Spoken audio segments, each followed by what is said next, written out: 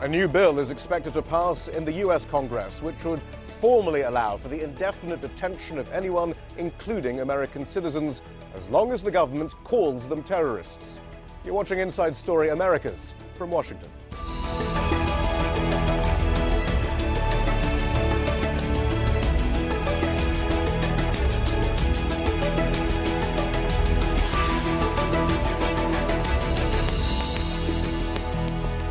Hello, I'm Shihab Rutansi. It's a question which has plagued US governments for a decade: how to keep Americans safe from terrorist attack while at the same time holding up the American ideals of liberty for its citizens. Since September 11th, the US has held, quote, enemy combatants at the Guantanamo Bay Military Detention Center. Many are still held there without trial. This proposed bill, though, expands the list of those who can be detained from those with direct connection to 9/11 to anyone suspected of substantially supporting al-Qaeda or associated forces. Perhaps the most controversial clause in the bill, it would formally allow for US citizens to be detained indefinitely. Americans, too, could potentially face military court on terrorism-related charges. Critics say the military should protect Americans, not roam their streets. Another major critique, the provision says suspects can be held until the war on terror is over, but no one says how or when that will happen.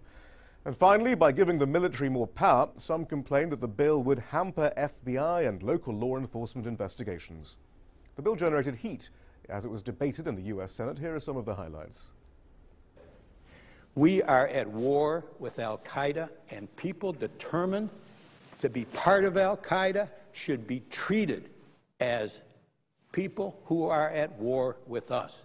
I'm very concerned about how this language would be interpreted, not in the here and now as we see the stability that we brought to our country since 9/11, but if something were to happen.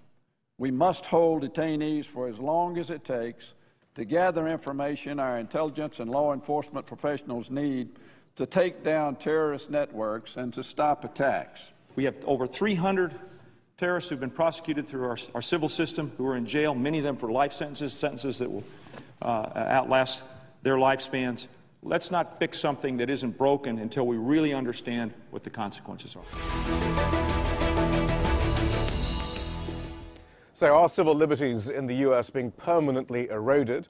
And is the principle of indefinite detention without trial now an accepted part of American life? To discuss this, we're joined by Rear Admiral John Hudson, a retired US naval officer and until recently the president of the New Hampshire School of Law. He's in Jacksonville, Florida. In the studio, I'm joined by Shahid Buttar, a civil rights lawyer. And also here, Sebastian Gorka, a military affairs analyst at the Foundation for the Defense of Democracies. Shahid Buttar, then, what are the implications of this bill? The NDAA, the Defense Authorization Act, has profound consequences for our Constitution. It would abrogate the First, Fifth, and Sixth Amendments in one fell swoop, eliminating due process and the right to trial. It would cut the Article III judiciary out of its constitutionally required mandated role, and it would really render the U.S. Much less than the free society that we've long championed. And I think it would really, quite frankly, beg the question as to whether we're even in the free world, let alone its leader. It's interesting, actually, because we have a Gallup poll on this sort of issue. The Gallup polling agency asking Americans, should the government take all necessary steps to prevent additional acts of terrorism in the U.S., even if it means your basic civil liberties would be violated? More people think civil liberties should be protected as we get further away from September of 2001. In January of 2002, the split was nearly 50-50. But in August of this year, 71% said the government should prevent attacks without affecting civil liberties. It hasn't caught terrible fire, perhaps, in the general media, but certainly the online hacking group Anonymous recently posted a video, and it seemed to summarize some of the more apocalyptic kind of predictions. Let's take a look at what they had to say. The passage of this law is nothing less than an outright declaration of war against the American people by the military-connected power elite. If this is signed into law, it will shred the remaining tenets of the Bill of Rights and unleash upon America a total military dictatorship. If you have not yet woken up to the reality of the police state we've been warning you about, I hope you realize we are fast running out of time. Once this becomes law, you have no rights whatsoever in America, no due process, no First Amendment speech rights, no right to remain silent, nothing. And that's been viewed 2 million times, we understand. Sebastian Gorka, clearly that was very bombastically put, but isn't this an issue that does require some pretty serious discussion, some drama actually is involved in this? It's a terribly serious moment. Well, I think America is a democracy and we will see discussion on these issues, but the primary question is, do we feel safe? Has the menace of global jihad, of al-Qaeda and associated movements been destroyed? If you think that we're still not safe, if you think that the death of bin Laden doesn't actually mean the collapse of all Salafist organizations committed to the destruction of Western democracy, then you're going to be on the side of actually providing and maintaining those tools that are needed to protect the United States from further attacks. Admiral, we are at war. This is a price that we have to pay. And yet you wrote, the enemy is just laughing over this. What did you mean? By that comment, I meant that our great strength, our values and our ideals, what we stand for as a nation, and what we stood for the last 225 years or so. And to the extent we disarm ourselves, to the extent we abrogate those values and those ideals, we hurt ourselves militarily. We cause ourselves to be weaker rather than stronger. I think that all of us probably have the same ultimate goal, which is to be a strong, secure nation while at the same time protecting our civil liberties.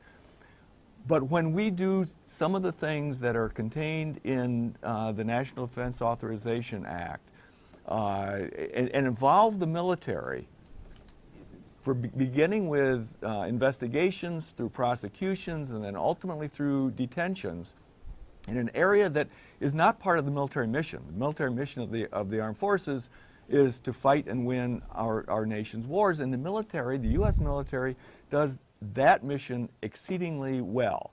But when you ask them then to do instead, or in addition to that, the mission of what is essentially the Department of Justice, it makes us weaker, and rather than having the high ground, which is what any military strategist or tactician wants to have, we end up sort of in the lower end of the ground, and that's not good for us. And the enemy can't defeat us militarily. You know, they don't have the firepower to defeat us militarily. The only way they can defeat us is to cause us to change ourselves, and that's a self-inflicted wound. Sebastian Gorka? I think one today, if you look at September the 11th, it is evidence of the fact that thinking in terms of purely military or non-military, that's a bygone era. The idea that you can have a sharp division of mandates and authorities, and that soldiers only do Gulf War I type scenarios, the military only does World War II type scenarios. You're living in fantasy land if you think that's the reality. Today, September the 11th proves the fact that we are not in what used to be called a Westphalian environment. We have people who are in America now committed to the subversion of the country and its citizens. This is not the Second Red Army with tanks in the Sabessa Gap along the East German border. You're right, it's much less bad than that. It is dramatically less threatening. I think it's far worse because you have an irrational actor. You have an actor who believes he has God on his side. Why did Khrushchev never press that? Accidents in the last 10 years by an order of magnitude than there have been. How many thousands of Muslims have been killed by al-Qaeda? I mean, if we want to count numbers. We're talking about U.S. civil liberties, right? So we're talking about a global threat. You know, I disagreed. A global threat. I disagreed with the clip that you ran before with some of the rhetoric of a military dictatorship and all our rights being given up. But as I hear Sebastian talk, I think, well, maybe that is more what our fate will be. If we can't keep a pretty bright line between fighting a war and domestic law enforcement, we will have repealed essentially the Posse Comitatus Act, right, which has stood us in good stead since just after the Civil War. Well, I think we've had, and we will be in a military dictatorship. And that is, it's interesting that, Sebastian, you have taken that line, because you are talking then basically about the militarization of American society. I'm not.